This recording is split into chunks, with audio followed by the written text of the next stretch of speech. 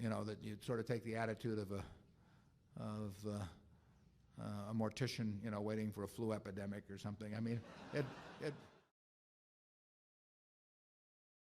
My question is, I have capital to invest, but I haven't yet invested it. I have three great companies which I've identified: Coca-Cola, Gillette, and McDonald's.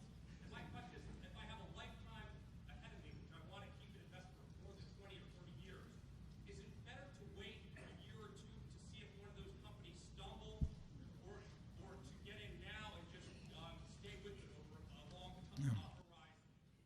Yeah. Well, I won't comment on the three companies that you've named, but in general terms, unless you find the prices of a great company really offensive, if you feel you've identified it, and by definition, a great company is one that's going to remain great for 30 years. If it's going to be a great company for 3 years, it ain't a great company. I mean, so you really want to go along with the idea of something that if you were going to take a trip for 20 years, you wouldn't feel bad leaving the money in with no orders with your broker and no power of attorney or anything, and you just go on the trip and you come back and it's going to be a terribly strong company.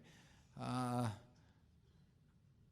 think it's better just to own them. I mean, we could attempt to buy and sell some of the things that we own that we think are fine businesses, but they're too hard to find.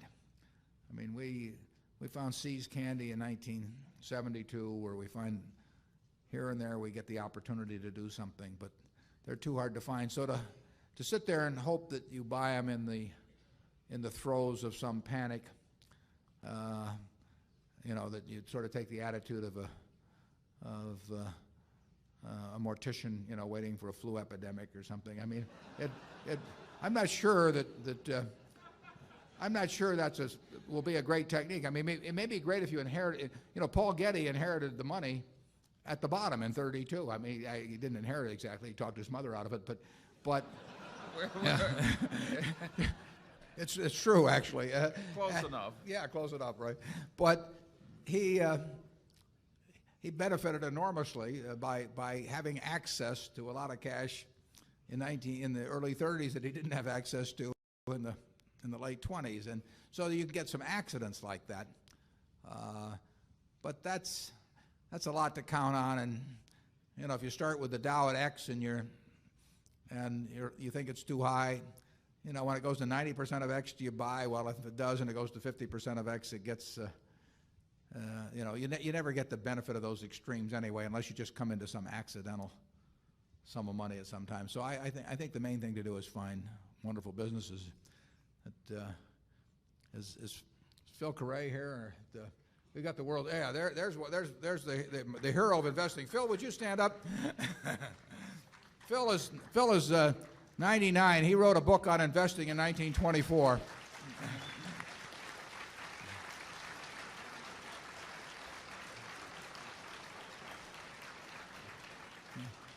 Phil has done awfully well by finding businesses he likes and sticking with them and not worrying too much about what they do day to day. There's going to be I think there's going to be an article in the Wall Street Journal about Phil on May 28th, and I advise you all to read it. You'll probably learn a lot more with him by coming to this meeting. But it's that approach of buying businesses. I mean, let's just say there was no stock market, and the owner of the best business in whatever your hometown is came to you and said, "Look,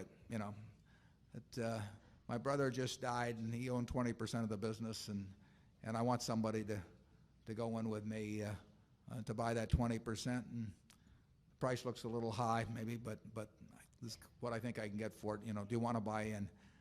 I think if you like the business and you like the person who's coming to you, and the price sounds reasonable, and you really know the business, I think probably the thing to do is to take it and don't worry about how it's quoted. It won't be quoted tomorrow or next week or next month. I think people's investment would be more intelligent if stocks were quoted about once a year, but it isn't going to happen that way. So, and if you happen to come into some added money at some time when something dramatic has happened, I mean, we did well back in 1964 because American Express ran into a crook.